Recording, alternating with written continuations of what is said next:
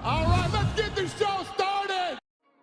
In his 7th UFC headlining opportunity, Jared Cannonier beat the odds by outlasting surging middleweight contender Gregory Rodriguez and finishing him with a knockout flurry in the 4th round. However, the fight didn't start great for Cannonier after he got planted on the canvas twice in the opening round, but that tremendous output seemingly zapped Rodriguez for the rest of the fight.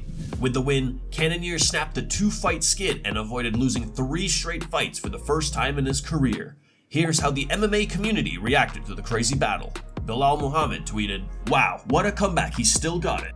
Alan Joban said, "For Cannonier to be able to look that good at 40 and survive that first round, super impressive stuff, not slowing down."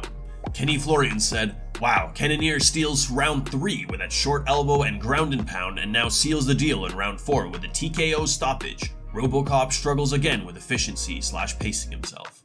Kelvin Gastelum said, "These are typically the fights where RoboCop comes back and wins. Really cool to see Jared Cannonier bounce back this way. Very impressive." Zach Pauga said, "RoboCop is a freaking beast, just showed a lack of 5-round experience."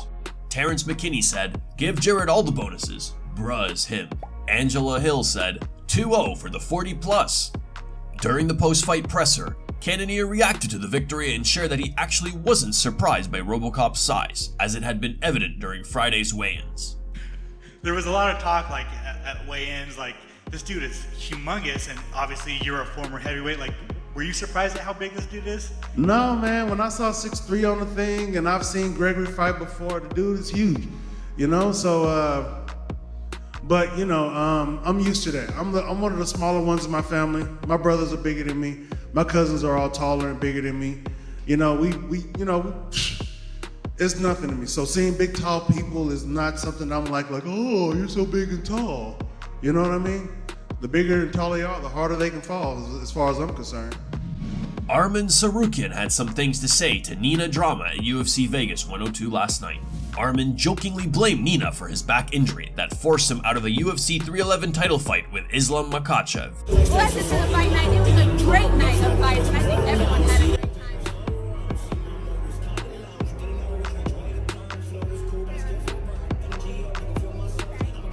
I'm sorry. I didn't mean to. I didn't mean to. This is because of you. I hurt my back because of you. I didn't mean to. I'm back. Tell him I didn't hurt your back. No, you didn't hurt my back. It was my fault. Bryce Mitchel thanks his supporters for buying and playing the Thug Nasty character in UFC game. He also shared that he just received a paycheck from the UFC for his inclusion in the game and couldn't be happier about it. I know I'm looking rough right now. This ain't about me. This is about y'all, okay? I want to thank everybody who bought the Thug Nasty character in the UFC and the new video game. If y'all did that, you supported me, trust me. Like once a year, I'll get a royalty check from the UFC, and it just came in, and I really appreciate y'all. God bless y'all. Thank you for playing with me in the video game. Keep it up. Y'all keep kicking butt with Thug Nasty. And Thug Nasty's going to be kicking butt in real life here soon. So y'all keep supporting me, and I'll keep giving y'all everything I got. Thank you very much. God bless you. Bye-bye.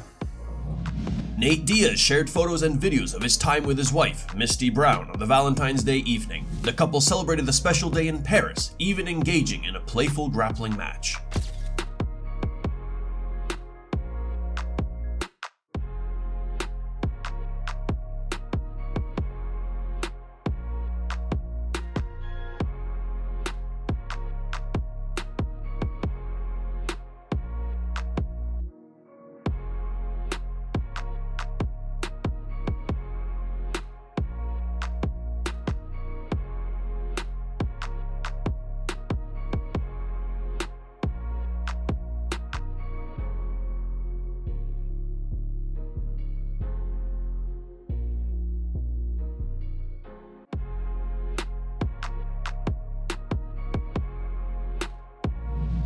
There was a time in the MMA world when former champions Aljamain Sterling and Alexander Volkanovski were expected to clash. While Sterling was still bantamweight champion, he had plans to move up and challenge the reigning featherweight king.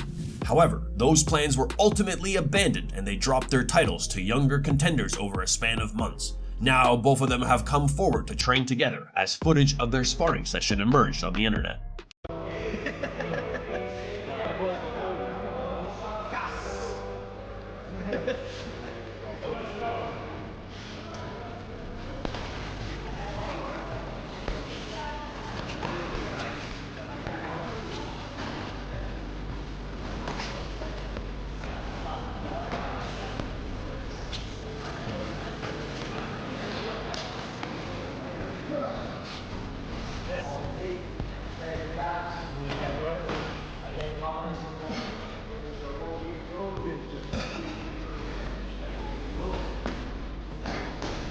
Sterling later reacted to the clip, tweeting, "Such a great experience working with the champ, and a great dude as well out of the training room."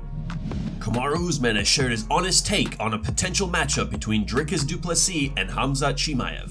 As promised by Dana White, CHIMAEV will most likely get the next title shot against DDP. Speaking on ESPN's UFC Vegas 102 post-fight show, Usman called Khamzat the most difficult fighter to deal with in round 1, and stated that CHIMAEV has the abilities to defeat DDP and become champion.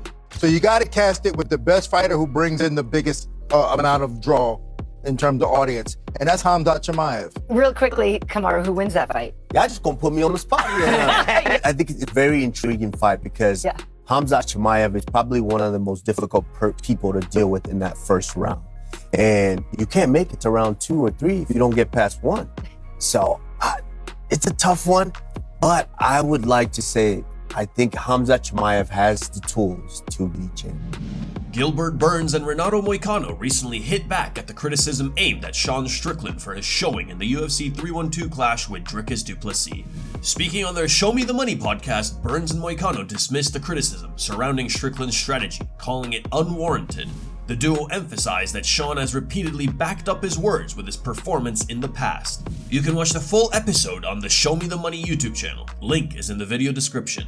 It's just Philly shell and jab. I think that's bad to say. I don't like because that the guy was a former champion, like you or not, like me or not. No, and he went toe to toe. No, he beat Adesanya. Yeah, and he went forward. I was there in Sydney, and I was. He went on the Alex Pereira fight. He was ready to fight. I don't. I think that's very disrespectful. Especially to a former fighter to say that from an actual fighter. You guys are starting a beef with Dean Thomas. I'm cool with Dean Thomas, but I just don't agree with what he said. I think I'm very respectful, but I think he's a real fighter. So sometimes the fight is complicated. Sometimes you don't get the reading. Sometimes it's not your day. And to be honest, DRICUS, we talked about that a couple times. He's so awkward. It's hard to get it going with the guy that hits you so hard from freaking different angles. Crazy defense is hard. After his loss to DRICUS du Plessis at UFC 312, Sean Strickland revealed he had broken his nose in 6 places during the fight. Now Sean Strickland has re-broken it while snowboarding. He shared a clip of the incident on his Instagram captioned with, "Nice faceplant with a broken nose, LOL." My nose heals. Where are we? What are we doing? Fuck you. Oh, fuck you. Strickland then posted a photo showing his broken nose captioned with, "Oh, the goggles, that hurt, LOL." Here are the top 3 memes found on the internet. Number 3 was posted by Marshall Pham. Number 2 meme was posted by the MMA Fantasy. And the number 1 meme was posted by MMA Experts.